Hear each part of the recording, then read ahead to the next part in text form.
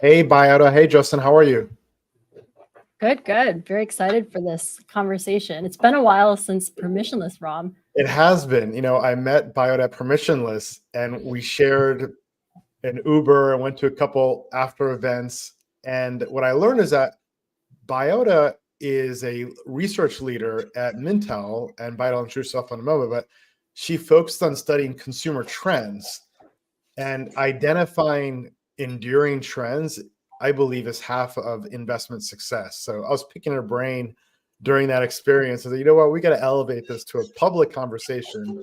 Biota also just came back from a tour of quite a few different countries in Southeast Asia. And there's quite a few trends that she's going to share with us.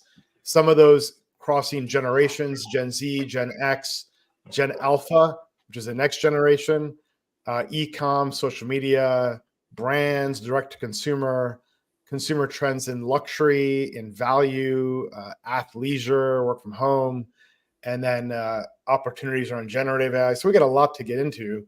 But Biota, do you want to introduce yourself and Mintel? Sure, yeah. For sure, an ambitious hour we have of all the topics we want to discuss. But I'm Biota McDonald, Director of Marketing Strategy with Mintel Compra Media. So in my job, I really focus on trends, consumer insights. A lot of the clients I work with are financial services and insurance.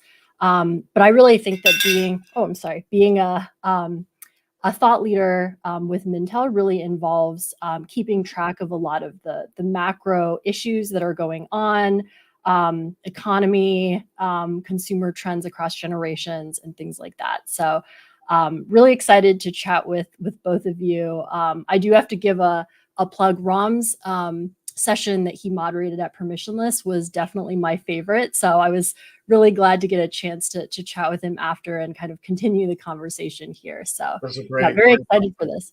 Thank you. Likewise. You've got to have one of the best jobs in the world. Basically, your job is to identify trends and research trends and be with brands and predict the future. And then people ask you for your opinion on those things. So, I mean, it really doesn't get much better than that. Exactly. And we have to invest on trends. We got to put risk capital at work. So we have upside and downside. You got only upside. I love that you said that because I jokingly tell my friends sometimes that I get paid just to have opinions on things. Right. And I am sort of a researcher at heart very much. So I love listening to podcasts, to read about what's going on in the world. And so kind of connecting the dots just makes it such a fun, dynamic job for sure. We will come back to that at the tail end. What do you read and learn to stay on top of trends?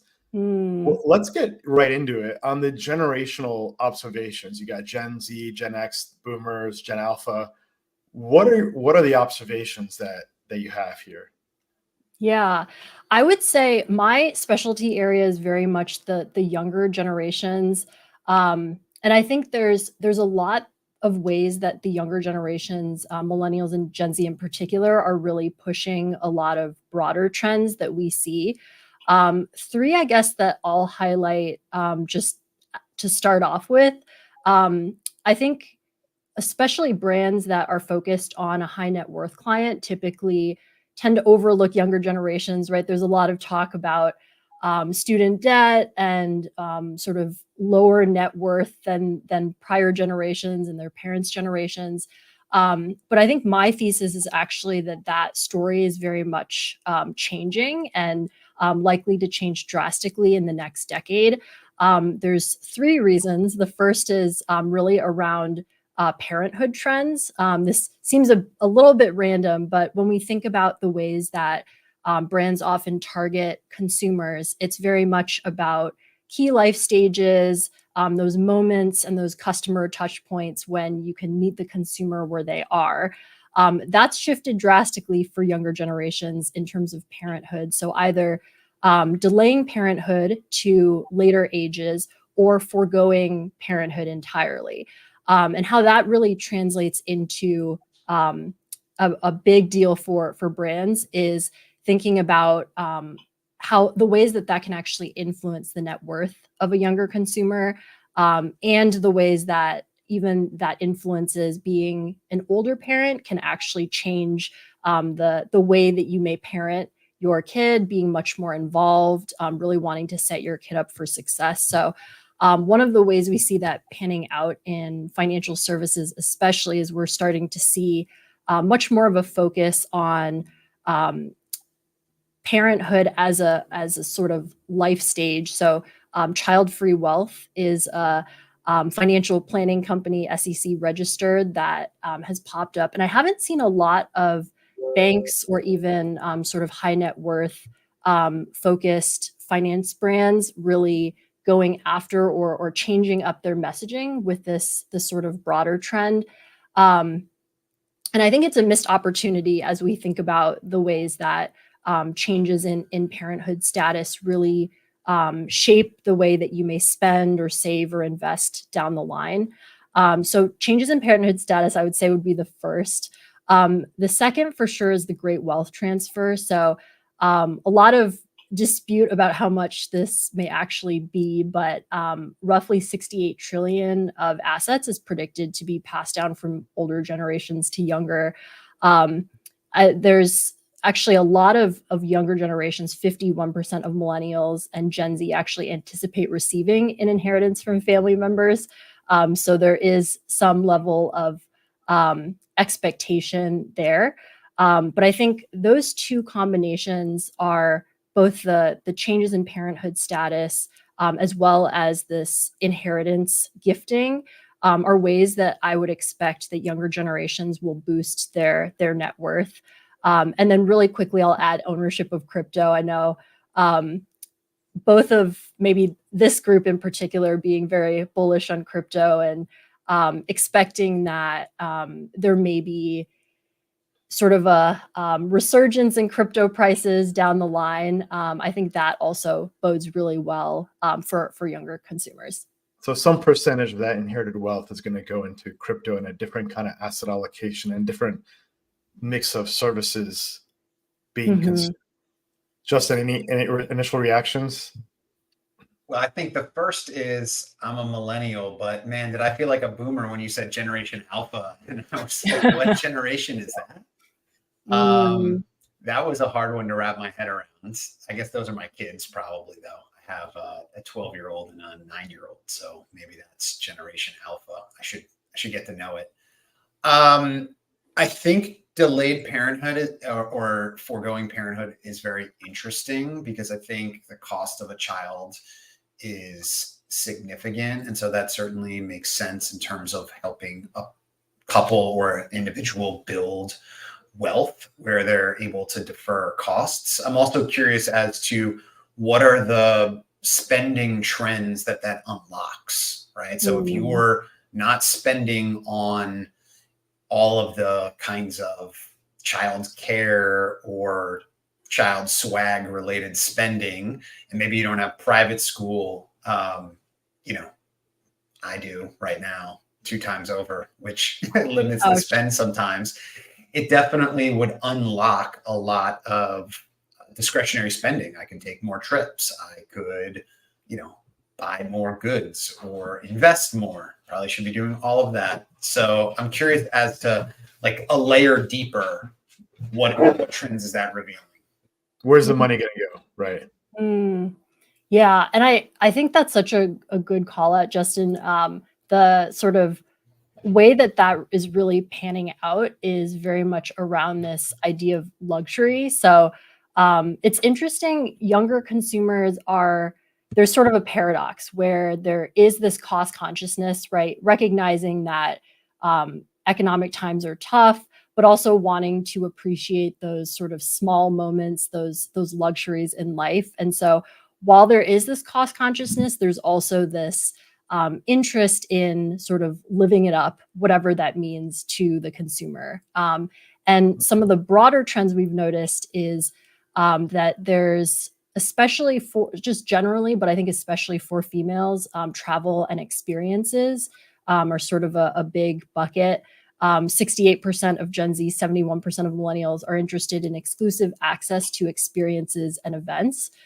So we've seen a lot of financial services brands in particular trying to sort of unlock some of that through credit cards, through their travel portals, really elevating that experience for consumers.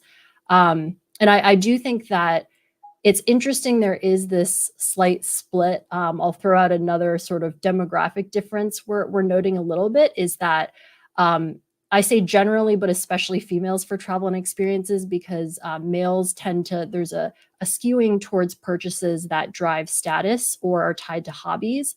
So if you think of those luxury cars or tech like computers, electronics, gaming, watches, and during the NFT craze, this involved PFPs, especially like Bored Apes.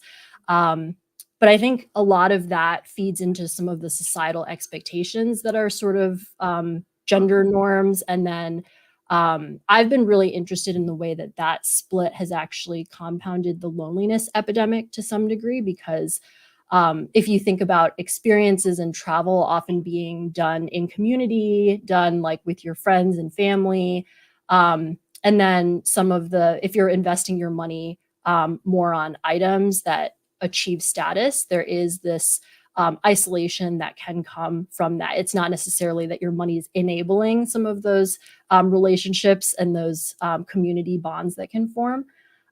So that's a lot of, I think, the way that we're seeing the money pan out.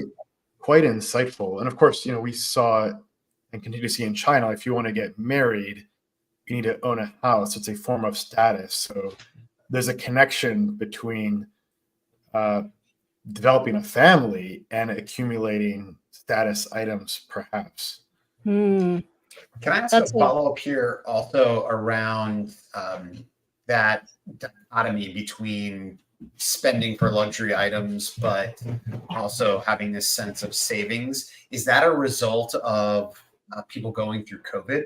And are you like the brevity of life and the fear that, you may not have this opportunity? And how does that relate, if that is the issue, how does that relate to like past responses to crises, like people who went through depression versus people who went through, I don't know, Vietnam War or World War II or something like that? That's a good call out. I think there's an element of the still emphasis on saving that I think for younger generations is seen as an adult thing to do. That's like the joking way that some of my colleagues have spoken about it. We've also seen this emphasis on credit score and trying to improve credit with younger generations. And that's also kind of in that line of an adult thing to do. And I think some of it does have to sort of plays out in the desire to eventually own a home, some of the concerns financially around how high interest rates are and how sort of unattainable some of that, like the owning of real estate can be, especially if your credit score is bad. But I do think that, to your point, Justin, there is a lot of this uncertainty does pan out. Like if there is the ability to save, I think younger generations aren't necessarily trying to not save, that there is this uncertainty that's playing into their behavior. Is it a YOLO mentality, like around a Robin Hood type concept, where they feel like in order to get a path to wealth that they need to invest in riskier assets because it's harder to buy that home in 1978 for $50,000 and then get a mortgage at a teens interest rate that you refinance out of? Or is that sort of it, the low savings? Or good? Yeah, I also think there is this maybe distrust that doing things the way that, and I say are because I am also a millennial like you, Justin. I think there is this distrust that if we follow sort of the playbook of what we're expected to do, that things will pan out as well as they have for our sort of boomer parents. So yes, Rom, for sure, this sort of YOLO mentality, I think that does play into younger generational interest in investing in some of these newer asset classes like crypto or NFTs, because there is such a larger growth potential that you could invest in index funds and maybe stocks will continue to perform as they have, or you could get in early to this newer asset class, and your investments could go to the moon. So there is this, I think some of it for sure may be financial literacy based, that newer investors do tend to have less experience, be a bit more riskier when it comes to how they choose to invest. But then the other part of it for sure is that there actually is this like hedging, that younger consumers are trying to find that asset class that helps them sort of get ahead of everyone else in a way that sort of following a traditional path, they don't necessarily trust that that will actually pan out the way that everyone sort of says. Fascinating. I mean, crypto, absolutely, I could say has like a generational component to it, particularly NFTs, PFPs. It's something that you have an edge if you're young, because you can stay on top of it, that how you access it through Discord and the social trends around it. It advantages being youthful or being creative. So really quite fascinating. How about on the social media side? These are also connected to social media is generational, right? The boomers are on Facebook, and the next generation is on, I guess, TikTok, Instagram, and Snapchat, maybe if Snapchat's still relevant. Any thoughts on social media? Rom's being shy when he says he guesses. I'm on all. I think I'm on all of them except Snapchat, even though I have concerns around TikTok. I'm still on TikTok, and I think it's a better algo. It's an incredible product. What they've built, extraordinary. But yeah, thoughts on social media trends in general?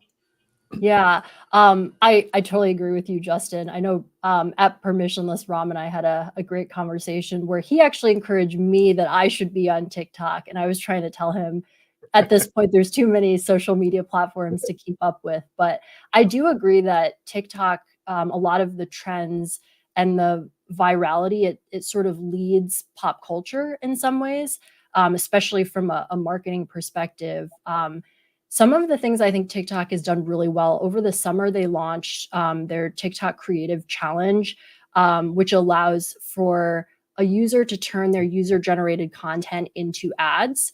And then brands can essentially run those user generated pieces of content, those short form videos, and then users can actually get a cut of that content that they made. So that sort of setup, I think, is very creator friendly. And TikTok has always been very much about that user generated content and sort of led with that creator focus. So they for sure have that down really well. I think I've been really intrigued by the way that social media and TikTok especially has caused the resurgence of some brands that you wouldn't have necessarily expected. One of which, Ram, I know you and I talked about this also at Permissionless. No, you got to tell the story. Go ahead. Yeah. Yeah. So the Stanley Cups. So this is not the, what is it, NHL, the hockey championship, not that Stanley Cup, but the insulated water cups that keep the water cold or hot. But they essentially launched their quencher in 2016. At the time, the brand, I think, is over 100 years old. They very much marketed themselves to sort of an outdoorsy person, to a worker who worked outdoors, like a construction worker. So very much not what you would expect now with the sort of now target audience of the Stanley Cup. But essentially what happened is the buy guide is a blog that also is on Instagram at the time. And two of the women who run the buy guide found the Stanley Cup, had it on their list of things to buy. At the time, Stanley Cup sold out really quickly. And Stanley Cup was not really interested in sort of prioritizing the quencher cup, which I thought was very interesting. So what the buy guide actually did was they bought a wholesale order of 10,000 cups, as sort of a because they couldn't get the cup anywhere, and their following was clamoring for this cup. And this wholesale order of 10,000 cups actually sold out in days. And so just very much the power of, right, like using your platform, sort of that influencer marketing connected with social media. And now on Water Talk, if anyone's on Water Talk, and if you can try searching hashtag Stanley Tumblr, there's so many hits. Water Talk, essentially a community on TikTok of sort of what it sounds like, just around drinking water, being healthy, finding hacks and ways to sort of promote water intake. So whether that's the cups that you use, whether that's the flavors, sort of combinations that can encourage water usage. So I think it's wild to me that that Stanley Cup sort of accidentally became this viral product. And actually, the Buy Guide, one of the founders said that if you're a brand that isn't thinking about how to reach women who are 20 to 50, then you're missing the mark. Women are often shopping for family members. So even if your product focus is male in nature, that there is a way that that sort of targeting women can actually lead to sort of additional marketing gains. But the other call out, I would say that they started doing really well, sort of as a result of all of this virality on TikTok, was drops. So this idea of exclusivity and sort of limited edition. We see this a lot with sneakers and streetwear. Either it's a limited edition colorway or a limited edition partnership with a celebrity. And it allows sort of this idea of buzz to generate. And everyone has this, to your point earlier, Ram, fear of missing out, that you don't want to miss this item that could potentially be really valuable. It could sort of socially signal how cool you are that you have this very exclusive item. Yeah, that's super interesting. Ram and I have talked a lot about that we're in an attention economy. And, I think we haven't talked a little bit about that, limited release, though, and how that interacts with attention. I know in my household, it's definitely a conversation because the sneakers app is checked regularly to see what drops are coming for which Nike shoes need to be purchased in the house. It's a form of gamification of e-commerce, just in the same way we saw gamification of trading. And a lot of crypto investing in a way is gamified, right? You get the airdrop if you have a certain behavior or you've got to spot the next trend. Is that part of one of the underlying themes here? I love that you said that, Ram. I also just realized I drank from my glass mason jar. Yeah, and not my Stanley Cup. I'm obviously not that cool. Yeah, Ram, I think that's such a good point, the gamification element. And I love that, the gamification of e-commerce, because there's a lot of ways too that younger generations are changing some of the ways that brands choose to engage, especially sort of a redefining of gamification. So I think Snapchat was mentioned earlier. Like Snapchat really popularized the idea of streaks, right? Kind of opening up the app regularly or doing some sort of behavior over and over. I know Duolingo has a stranglehold on me every day because I don't want to lose my 270-day streak that I have. But I also see a lot of brands doing this with badges, with a daily sort of spin of the lottery wheel. Like you can get points, a nominal number of points, for instance. But just a lot of ways to incentivize a customer to open up the app or to engage every day with your brand in some way, and using some of these gamification tactics to incentivize that engagement, or to kind of even have consumers learn about other types of products that they may not have, like in the suite. I think those have all been very clever, and some brands are doing this very well for sure. It's all just dopamine hacking. That's really what it is, right? These Mm, brands are saying like, how do we offer an impulse of dopamine if the customer can jump through a hoop in a certain way? And mm, that seems like the ultimate iteration of marketing. It's hard to mm, imagine something going beyond the dopamine drip hacking. mm. I am really fascinated with some of the ideas of behavioral science. So the ways that psychology can really influence consumer behavior, and the ways that a lot of folks actually tap into behavioral science concepts in marketing. So for sure, I think gamification is a big one. I would say another one that I commonly see is around um, around yeah, Shein for sure is another great brand. I think the on the note of behavioral science, I think the ways that you can incentivize your customer to do certain things by, for instance, there's a thrifting brand, online thrift store called ThredUp. And what they did was they said that I had a $10 credit in my account, um, but I had to use it by the end of the week.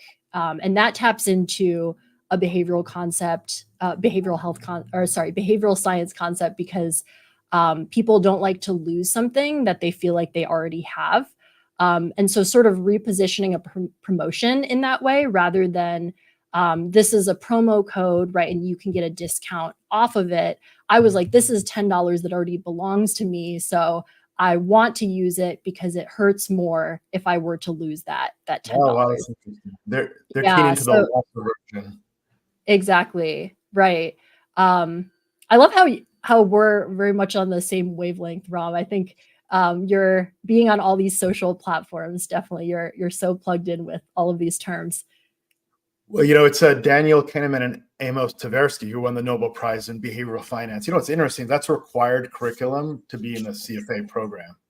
Thinking Fast and Slow. Mm, That was actually a stocking stuffer book that I used to offer 5 years ago until I realized no one reads it because the language is just a little too dense and obtuse. But it's a mm, fantastic book. Amazing.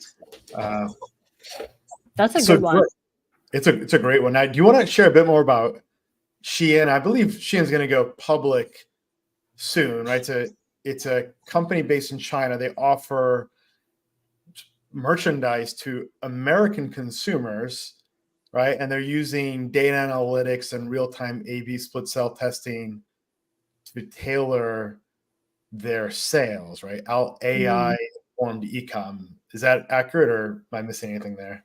Yeah, that's a I would say that's a good overview. I think Shein for me is a fascinating brand given their stranglehold on younger generations because while um, younger cohorts are much more sort of environmentally and eco-conscious than older generations, there is still um, a strong contingency that buys into fast fashion and a lot of these brands that are very much about instant gratification. And so it is very much this paradox. I think that while there is this generational value that, like I was saying earlier, the sort of cost consciousness versus luxury, there are these paradoxes that we see pop up with younger generations where while there is this value, there also is this sort of seemingly conflicting desire that kind of runs in conflict with that value. So some of that may just be different segments within the generation going in different directions, but that I found a bit fascinating for What's a sure. good example of that paradox at work? We like paradoxes here, by the way. So Yeah, I think you mean other than just the uh, conflict where there's a value in one direction, but then there's mm, another direction. yeah, I think the most obvious one is really with Shein, where there is this emphasis on the environment and green behaviors and wanting to preserve the earth so that the world still exists down the line, but then also still feeding into some of the consumerist behaviors that are facilitating, all of that. Um, and I think more broadly, it's tough because while there is a lot of pressure to sort of keep up with the Joneses, right, that social media fuels, a lot of that is not necessarily conducive with like a slower lifestyle, with um, making some of those eco-conscious choices that tend to be much more expensive. So a lot of that I think may change and sort of evolve as Gen Z especially gets older. But some of that paradox I think is fascinating to see. I agree. Like I think that's a new other.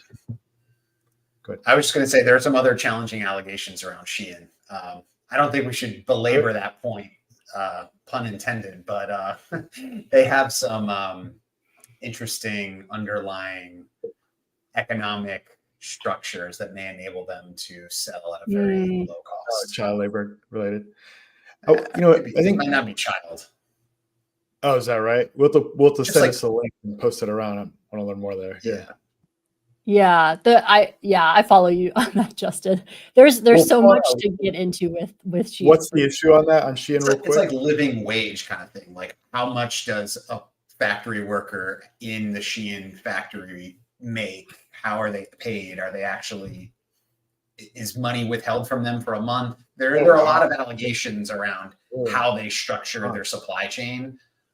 Again, I'm going to call them allegations. I'm an attorney by background, so I'm definitely not saying these are factual and accurate, but I note that brand has a little bit of that controversy. And to me, that's a paradox, right? Because on one hand, the generation is advocating for better treatment of workers, more equality, and social consciousness, yet they may be embracing a brand that runs anathema to that. Much like the social conscious, like if you're buying a lot of goods and then you throw them out like fast fashion, you're saying you're green and eco. Well, there's a mismatch between the surface and the substance.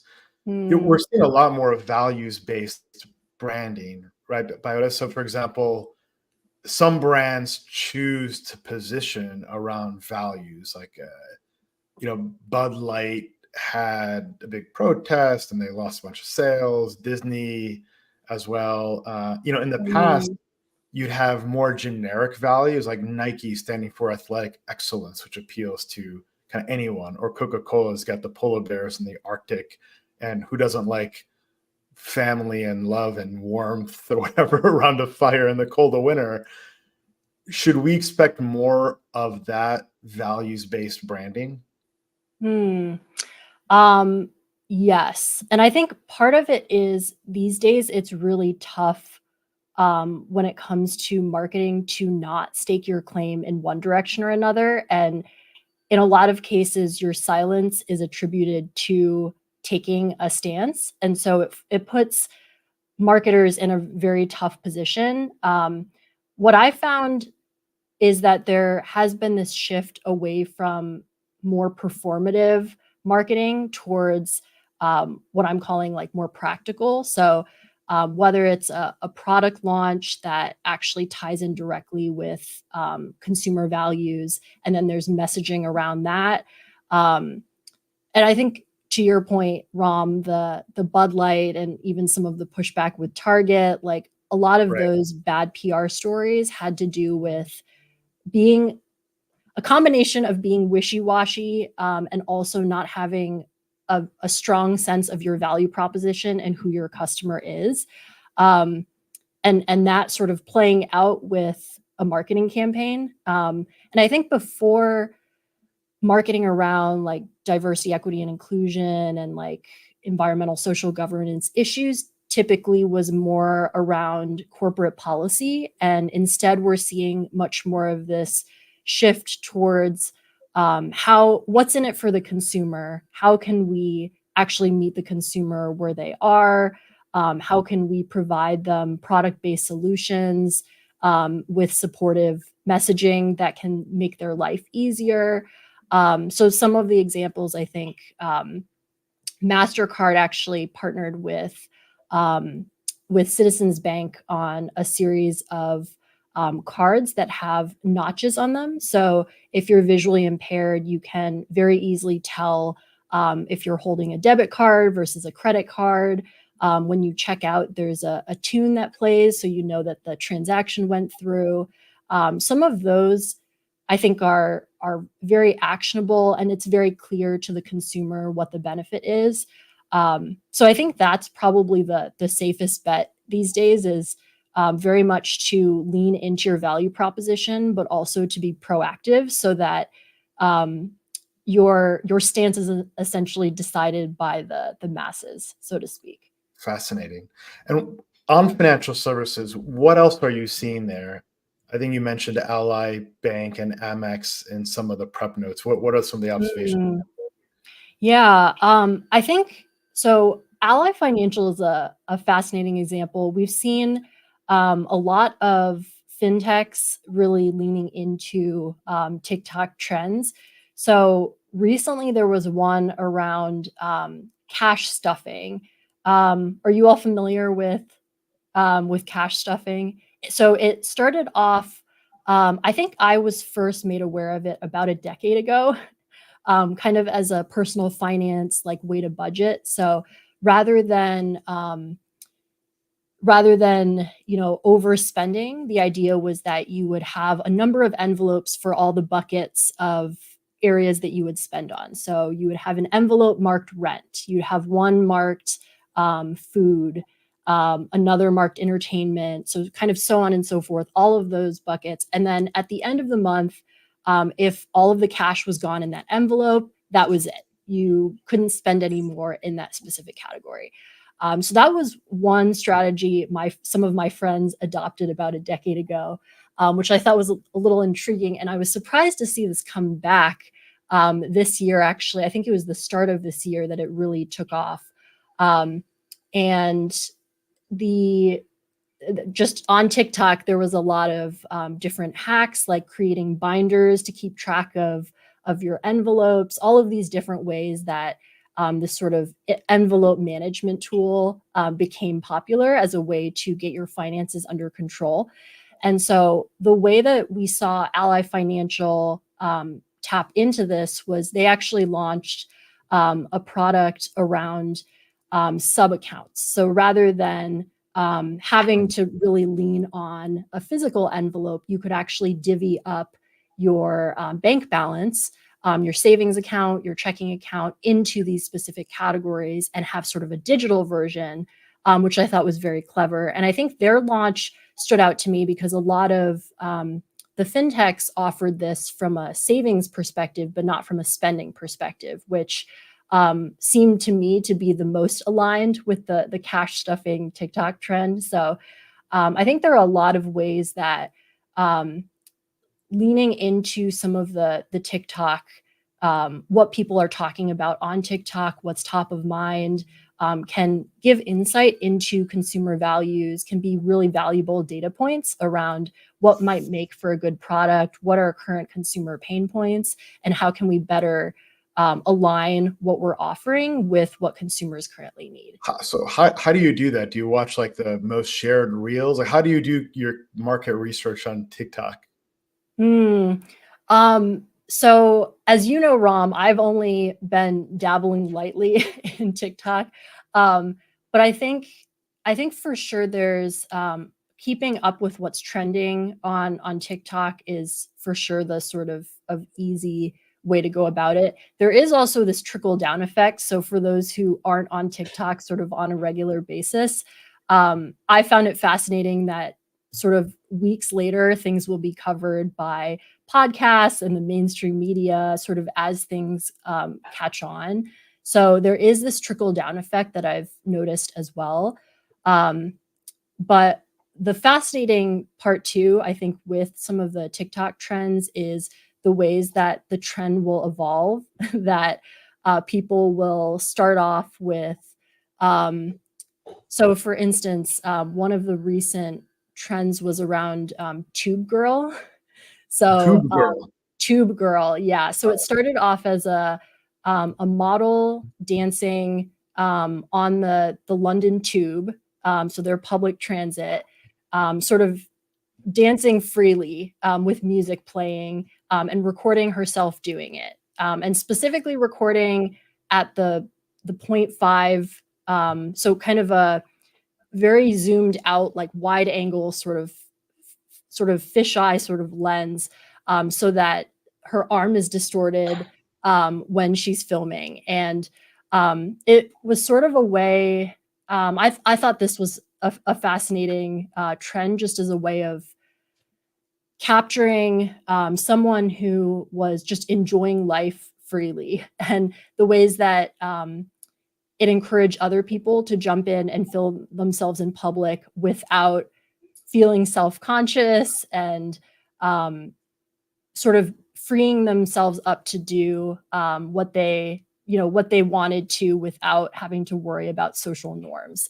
And there was a lot of sort of responses that came about that, and then that trend has sort of evolved with other background videos and music being part of that. So I think that is the fascinating element of trends that I have actually also witnessed on Twitter, or X, as we'll call it, as well as some of the memes. The way that if you aren't on Twitter for even just 2 weeks, the ways that a meme has evolved so much that it takes a bit to kind of trace back exactly what the origins were. So social media trends, I think, have been really fascinating seeing some of that influence.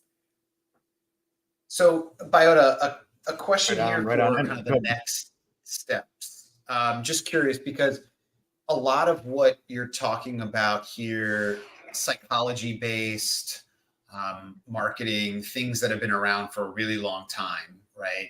How to influence purchases, how to capture what trends are moving. It's just a different dissemination tool, right? Social media, things move faster, and maybe today it's TikTok. Last year it was Instagram. A few years ago, maybe it was something else.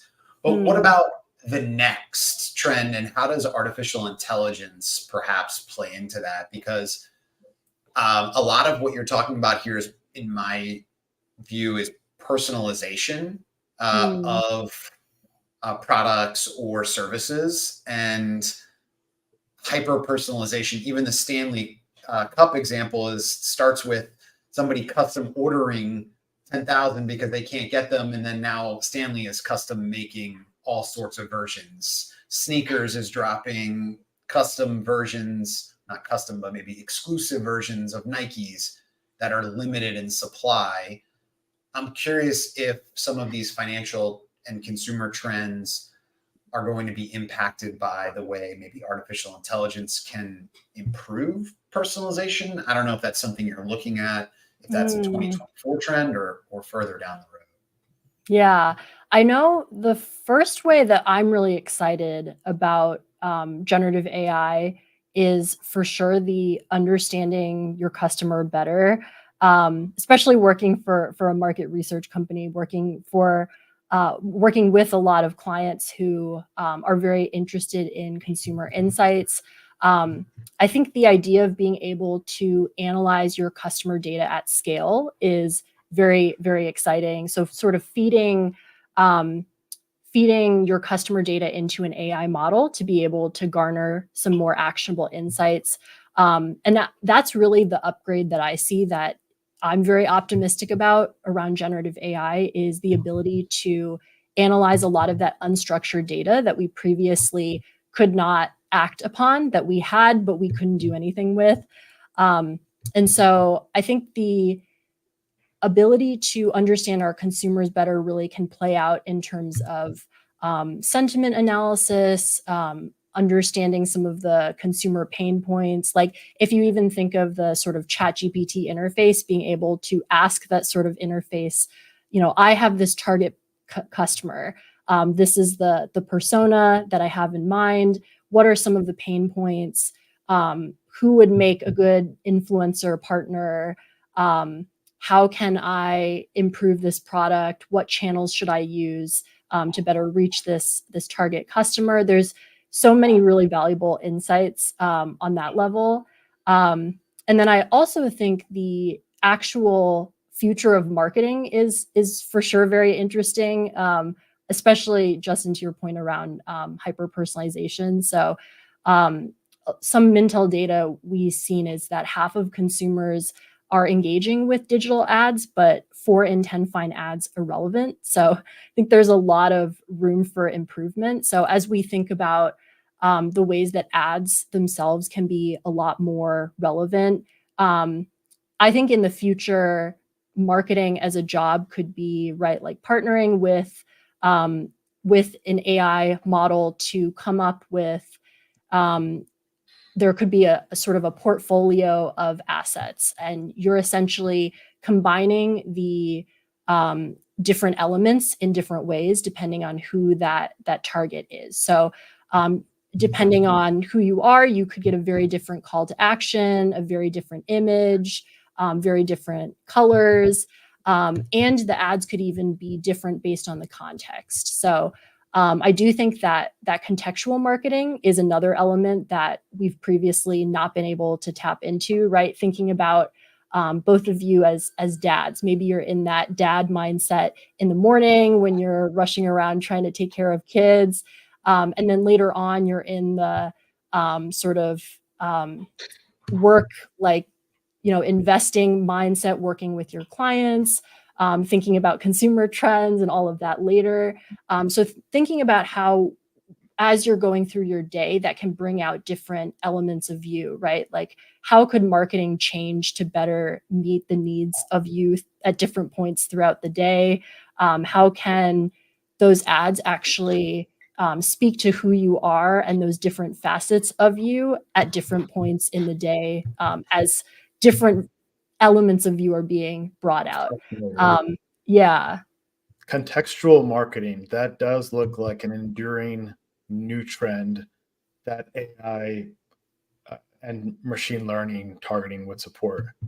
Yeah, I think that part is really interesting for sure. As I think also maybe another actually one last thing I'll say around that too is I know Justin had talked about the data inspired or sorry, AI driven insights, especially as the way that Shein sort of operates. And I think there is a lot of opportunity to engage customers in a way, in a fun sort of novel way with that data. And I'll call out Spotify Wrapped as a really fun example that was all over my news feed sort of the last couple weeks, especially. But thinking about, and maybe this is another paradox as well, where consumers can be really sensitive about their data, right? About how much data that brands have about them, how that data is used, the sharing of that data. But Spotify has managed to come up with a way to very cleverly tell consumers, right, we have all of this data on you, and actually encourage you to share. And in some ways, sharing the music that you listen to, the podcast that you listen to, can be a somewhat vulnerable thing, depending on, I guess, what categories you're listening to.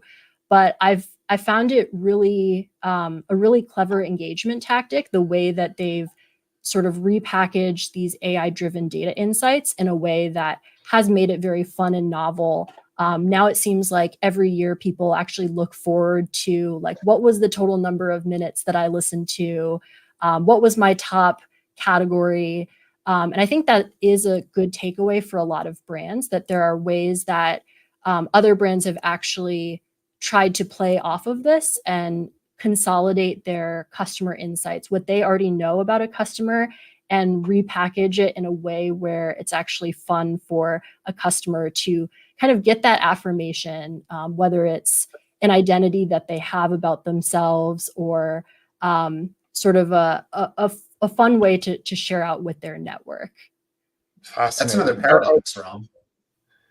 It is. We like paradoxes. We got two so What- far. Like, don't you think people are sensitive about privacy? Yet we're saying they're sensitive about privacy on social networks where they're sharing all their data. It's interesting, right? And the resolution to that might be, can I maintain anonymity while sharing the information that you need to offer me more value so that I can continue to consume services for free? there's a Mm. there's a multiple value exchange going back and forth there. What other brands do you think marketers should study? You mentioned Spotify, you mentioned Stanley, where either they're innovating or they've got some novel experimentation, good or bad. It might be too early to identify whether it's good or bad at this point, but you think that it's worth studying and taking a closer look at. This one might be a little random because we haven't talked about pricing as much in terms of this conversation, but I know one of the trends that, and this really depends on industry, is around the topic of subscriptions. So at Mintel, we've framed this as sort of paradox, another paradox I'll throw at you both, Nice. of either a question of whether subscriptions are a place of fatigue for consumers, or whether it's actually a growth area. I know for financial services, I'm actually very bullish about subscriptions and the opportunities there. I think in other areas, like we're seeing the rise of like ad tiers for streaming. There for sure is some degree of consumer fatigue, especially with a lot of the economic uncertainty. Consumers are trying to figure out which streaming service to cut, for instance. Right. And some industries for sure have much more saturation in this sort of pricing model than others. But I think for financial services, I'm really optimistic, especially as we think about the ways that the CFPB is really pushing the war on fees, and a lot of Right. financial services brands are looking at where do we make up some of that revenue. I think the subscription focus is actually a really great answer to that. Subscription banking, that is a trend to watch. I mean, some banks would say they already do this, right? If you don't have a minimum balance and they charge you $29 a month, so you could say that's been there. Is it the packaging of subscription banking or linking it to new sources of value that changes, or not linking asset levels or bank balance levels? Yeah, so I'm so glad you brought that up, Ram. I think it's a reframing, and I think of this as part marketing, part sort of a redesign where fees are essentially recast as subscriptions, and where behavioral science really comes in is, I think the old model was very much about you did something wrong, right? You didn't maintain a minimum bank balance. NSF You charges. missed, exactly. You missed a payment, so we're going to charge you a fee. So moving from this punishment-based model instead to one that's opt-in. So instead of you did something wrong, we're punishing you, instead it's you have a ton of options and we're going to be really transparent. There's no surprises. If you want, you can opt in, you can pay a certain monthly fee, and you can get all of these benefits as a result. So I know Acorns really has popularized, they started off with micro investing, and this year they actually launched their $9 a month premium pricing tier. And their language I thought was really interesting. So rather than surprise fees, we bundle our products into simple, transparent subscription tiers that support your financial wellness. And I think the carryover to a lot of the more traditional finance brands is actually fairly easy. In the last couple of years, we've seen the rise of tiered loyalty programs like the Bank of America Preferred Rewards program. And a lot of those programs are very geared towards a high net worth client. So thinking about like, what is your net worth? What is your minimum number of investable assets that can qualify you for a certain tier?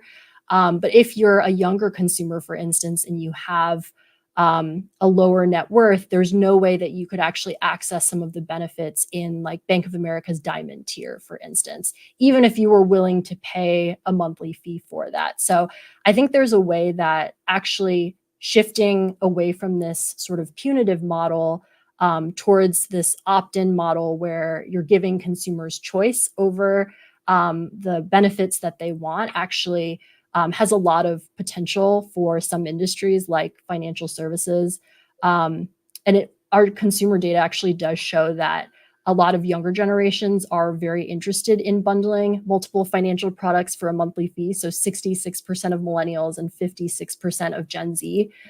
Gen X and older very not interested in more monthly subscriptions. So it's a way that I think younger generations are driving this pricing trend.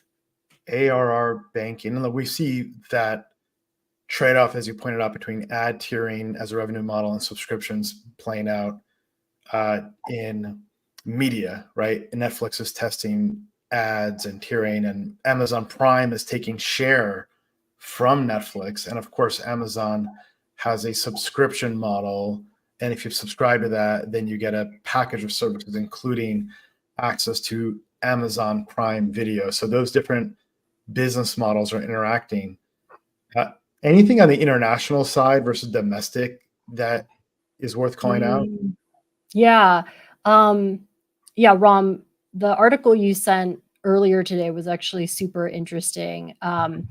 There's the Wall Street Journal article about China youth behavior as it relates to the workplace. Is that exactly? That's a good, yeah. And I think I saw this parallel, right? So China has been really suffering from very low youth employment. Their economy has not been doing really well, to say the least, and to the point where they've stopped reporting youth unemployment numbers. Yeah, thanks for bringing it up, Ram. I actually, as I was reading it, saw this parallel with US younger consumers as well around what I'm thinking of as a myth of opportunity. So as we think about a lot of the continued economic uncertainty, there's emerging this fragmentation of the social contract around education and working hard, right? So previously the story was you work hard, you get your college degree, you get a good job, and then you can kind of follow in the footsteps of your parents and hit all of these sort of key life stages. And that is what success means. Unfortunately, when the economy is not doing well, even if younger consumers are sort of holding up their end of the bargain by working really hard, by going through the education motions, it's really hard for them to be able to succeed in the way that their parents did, in the way that they've been told. So we're seeing this interesting resurgence in spirituality as a result. So the article highlights for Chinese consumers, it's actually a sort of their version of quiet quitting, and pulling back from that and leaning into other things that help them find meaning in the world, like spirituality. And I think the parallel with US consumers is that we're sort of seeing something similar as well, with younger generations being very interested in spirituality, but not in the religious sense. So there's been a big downturn with organized religion, but the ways that pans out is in astrology and in a lot of the sort of new age thinking that helps to be able to give guardrails in a time of uncertainty. So it kind of allows for consumers to counteract that uncertainty and regain control in some way, whether it's being able to understand themselves better, understand others better, be able to predict the future in some ways, in the case of astrology, Yeah, all of that I think has been very fascinating to note.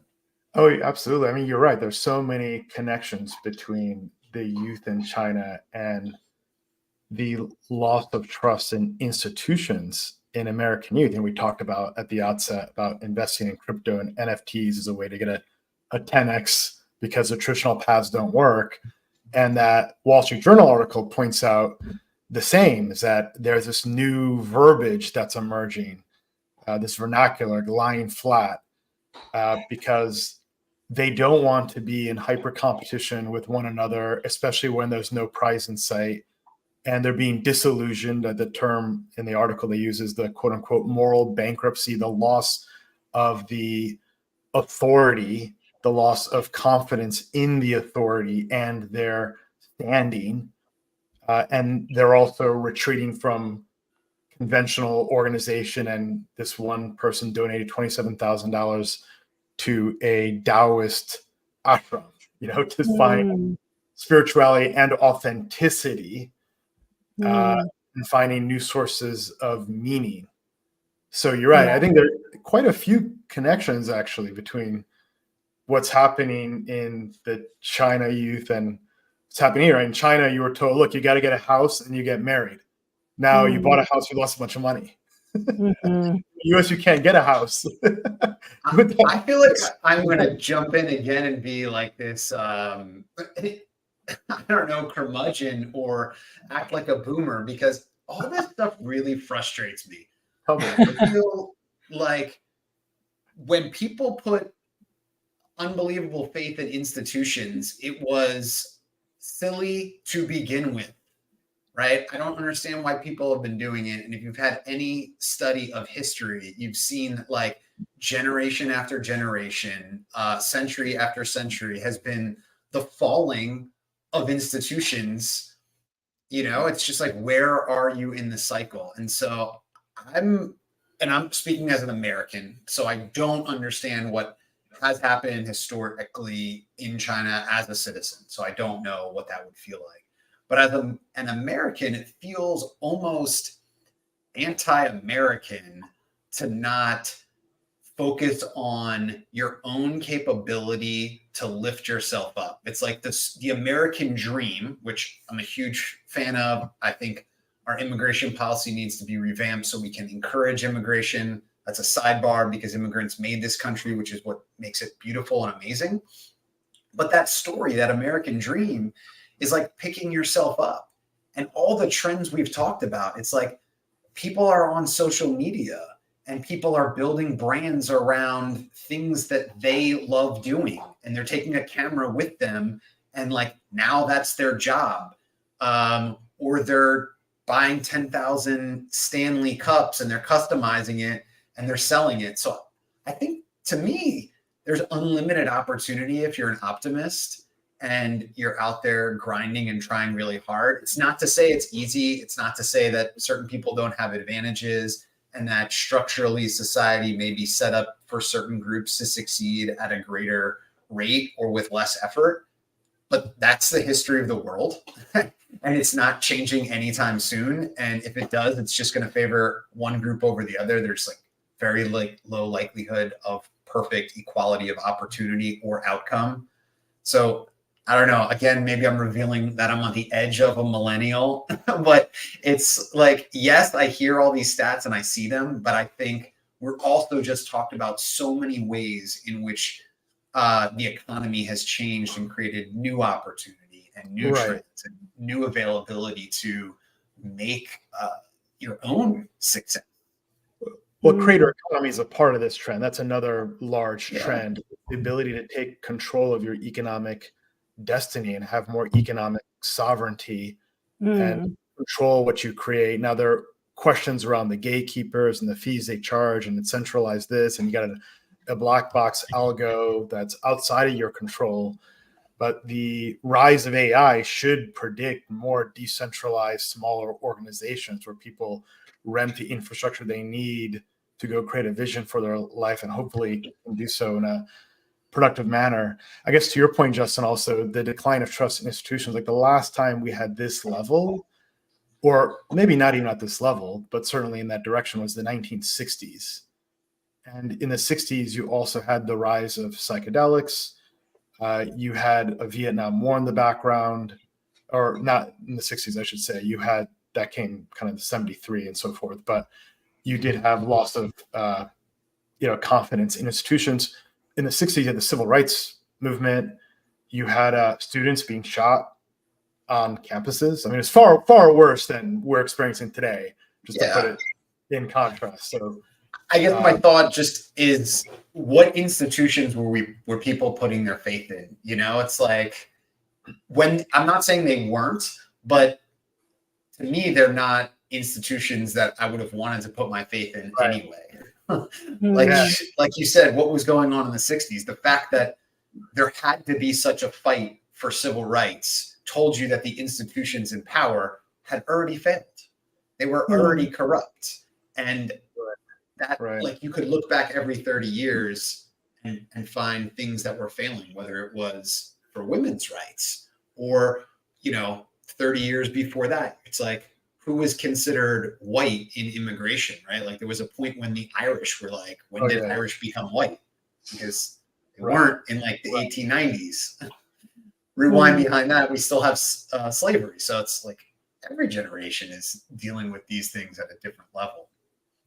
Yeah. And Ram, I think it's funny too that you bring up psychedelics had that resurgence, because we are also seeing this resurgence in psychedelic legislation and interest and research that, like, I would expect actually down the line there will be much better clarity about psychedelic usage, both recreationally and medicinally, to treat a lot of sort of previously, I guess, a lot of illnesses that we previously didn't really have any sort of solution for. But I do think that this pushback against institutions also, the workers' rights, a lot of the strikes and the emphasis on unions has also been a bit of a pushback on the institutional model. And this idea that, like, your company will take care of you has been a sort of shifting. I know, yeah, for sure. So there are a lot of ways that is playing out. And Justin, to your point, I think maybe one more paradox I'll throw in here is, I think what I find contradictory about younger generations being interested in spirituality more, like, even if it is astrology, while there is this value to be authentic, to not be put in a box, right, to be free to be who they want to be. I actually think that astrology feels very limiting. I'm also a bit of an astrology naysayer, so maybe next you all need to invite someone on who. We're not here to judge. It's all good. Yeah. So, I mean, I think that, like, the idea that, like, because I'm born in a certain time frame means that I have this set personality, that like leads to some predictions about how my future may pan out, feels a little bit too, like, anti-free will for my taste. I think there are a lot of ways that understanding yourself better, like, some of those models can facilitate that. But that to me is this paradox of, like, when you lean into some of these institutions, whether it is, the idea of astrology, there is this conflict with the younger generation value of being who they want to be without that sort of the labels of prior generations. Yeah, it feels like people are looking to find a source of truth, beauty, and authenticity in the world to hang their sense or foundation of reality. When the institutions cannot deliver that, the stars, the heavens above, are going to keep doing what they're doing, and spirituality seems to be, an appeal to something that has surer footing to ground oneself in and help guide people that have to deal with daily struggles. Like, why do bad things happen to good people? If I live in an ordered moral life, will I be rewarded for that? I'm also seeking a source of meaning in a world where institutions are not delivering meaningful ways to relate to one. And I do think that's an opportunity for brands to step in to, there are ways that brands have facilitated community that is right lacking in the age of loneliness that we're experiencing. There are ways that brands can kind of be those trusted sources. I know Apple is for sure the sort of gold star when it comes to customer experience, that sort of ecosystem model of having everything in one place, making it really easy for the consumer. And there are ways I think that brands can actually step into that void that is left by institutions, and that loyalty can sort of be redirected in a way. It's a fascinating idea. Like, sports teams are the best at this, right? Sports teams are so meaningful in people's lives, right? Like, Yeah. emotions get going, they appeal to heroism and excellence and competition, and people spend more time with sports teams than probably most other brands in a given week, especially in the United States during football season or around the world with soccer. Yeah. Are both of you sports fans? I'm curious to. I'm actually not. I'm not. I watch the finals of every great. I love human peak competition, like the US Open final round, Super Bowl, even like the semifinals. But I don't get excited about. I was a Patriots fan. I think it was primarily because my friends were in school and I was kind of around the hoop, and therefore I took it in. And I also like the virtuosity of certain athletes, like Tom Brady. Like, his personal story, I just find incredibly interesting. He was a bench guy at Michigan. He didn't fit the typical height. He was passed over when he was at the Patriots. Drew Bledsoe was there, and then he took a fall. Then he was tapped off the bench, and then I love just that heroic arc story, and have a personal interest in certain people, like Michael Jordan. Same thing. I find inspiring more than any particular team or any given sport. What about you, Justin? Justin balances. Yeah, I love sport. I would say, first sidebar, Tom Brady does fit the height mold. Does he? Okay. He's a very tall guy. Okay. Well, that's it. Yeah, for a quarterback. But his story is great. To me, that is or I would say epitomizes, exactly why I love sport. Because to me, and I think this reconciles back with my statements earlier about the economy in America, sports, for the most part, is a meritocracy, right? Yes. You have to be the tallest. You don't have to be, the most well-connected. You have to go out and produce. And if you produce on the field, you are rewarded. And so, there's some aspects of sport that are problematic, many aspects, but to me, I love sports. I love competition, and I love the meritocracy of sports. Yeah, I was curious then, knowing Justin, that you're very much following a lot of the sports trends, what your thoughts are, because I am not a sports fan, but I think I've noticed that there is also this way that values and the sort of branding of athletes has also permeated into sports fandom. So like, my sense is that with how sports fandom used to be, that it was much more about a team, identifying with following a team. You were a Cowboys fan or a Patriots fan. And then now in today's age, there's much more of a trading of, you're following a specific athlete instead. And that athlete could be traded to another team, in which case then your loyalty shifts to, right, it's more so about following an athlete that you really admire. So that part has been been fascinating, as well as the ways that those sort of individual athletes and even the broader teams, who they choose for brand partnerships, can really speak to their values and how that may align with you as a fan. I'm curious for maybe both of you, if you think that's sort of a trend that you've noticed with how fandom is shifting. So I'll comment on the first part, which is the fandom of a player over a team. I would say that that absolutely is true for me personally. I've been that way for a really long time, though. So it's not a new trend necessarily for me, perhaps because I moved around a lot as a child. So like the hometown team changed year over year. But I think that's true more so today in the era of free agency and this attention economy that we talked about, creator economy. You know the player, and he or she doesn't need the brand of the team to have the limelight, right? They can speak directly to the fan. They can have their own social media account.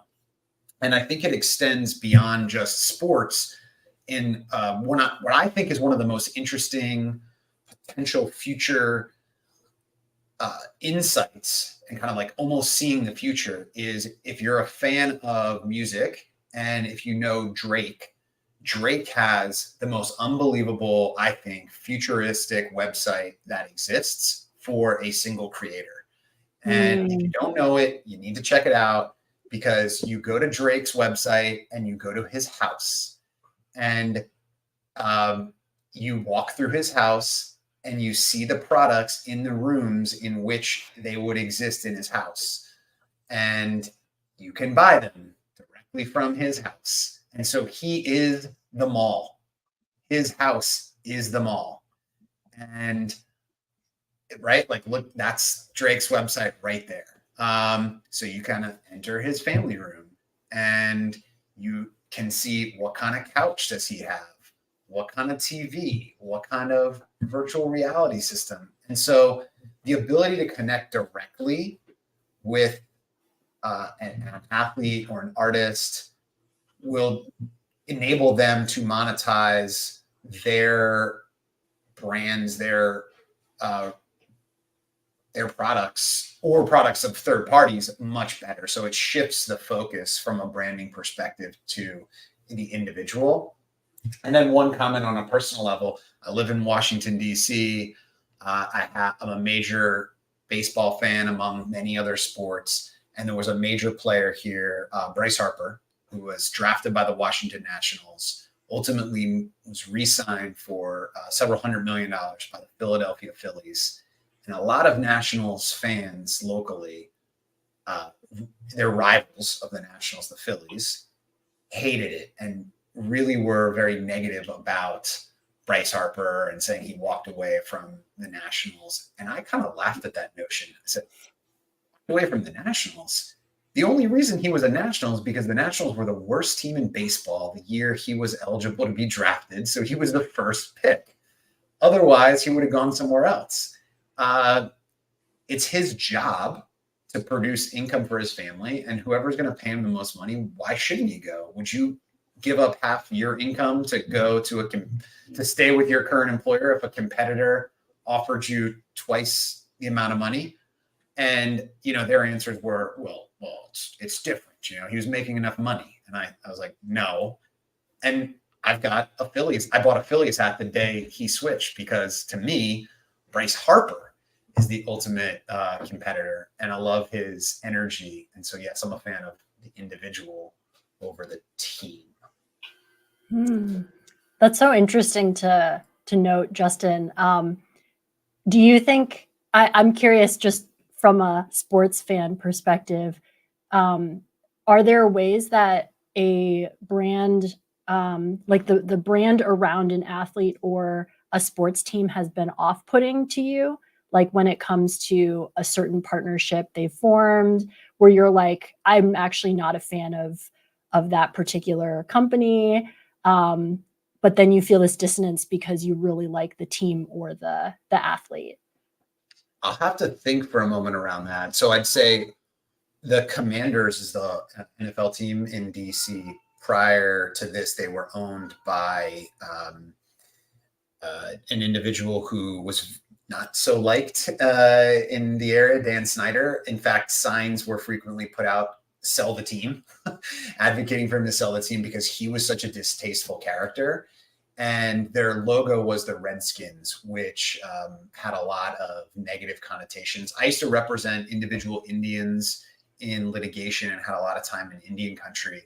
And the joke there was most of the Indians could care less that the logo was the Redskins. They said the problem was the team sucked and their owner sucked. So keep the name, but be better if you're going to use the term Redskins, was their statement. So I think from a team perspective, a lot of times it's like just win and people don't care about other things. But you're right that the values do matter. And in that case, it was the value system of the owner and the way he treated the community, he treated the players, the organization. From a brand partnership perspective, it's a very interesting question. I think the answer would be yes, if I could recall an instance in which a team aligned with a brand that I disagreed with from a value perspective, that would probably turn me off. I can't think of an example of when it's happened publicly, but I would judge them because I think they're making a decision when they choose to brand with a particular entity that it reflects who they are and what they stand for. And I'm pretty principled in the way I operate my life. Yeah, that's so interesting, Justin. Thanks for letting me pick your brain on the sports fandom side, because I think the sports marketing area is very interesting. Like seeing the ways that brands have chosen to get into sports in different ways. Esports has been really fascinating.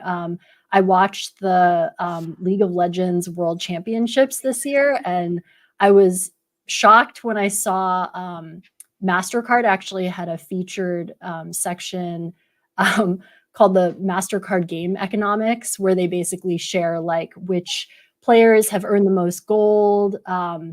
And I thought it was super clever, like such a fitting partnership and sort of sponsorship opportunity. But just the ways that a lot of brands are now thinking much more strategically about how to get in front of sort of their target audiences.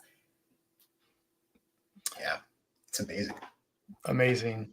Well, why don't we call it a wrap there? I guess one concluding question, Biota, would be how do you stay on top of consumer trends? What podcasts or Substacks do you listen to? And also, how can people follow you to learn more? So I'm a huge podcast listener. So let's see, I think I really love getting my news from Breaking Points. They're an independent media group. And I think they do a really good job of presenting both sides of a particular issue, such that like, even when I disagree, I feel like I learned something. And so I always think, especially for current issues, that it's really good to keep up with that as like a broader way of observing some of the macro trends. I do really like, let's see, I think Lumina Wealth for sure. Definitely follow that podcast. I think I really like when there are interview style where you can, yeah, I know you have to head out, Ron, but great to see you. Let's see. I really like the Brainy Business. So on the behavioral science angle, the ways that she will feature a particular behavioral science concept or feature a brand example, I think is very clever. I've learned a lot from that podcast. Plain English with Derek Thompson is really great. He covers a lot of sort of various topics that are trending. Most recently, I really liked his episode on Ozempic and some of the broader ways that plays out in consumer trends.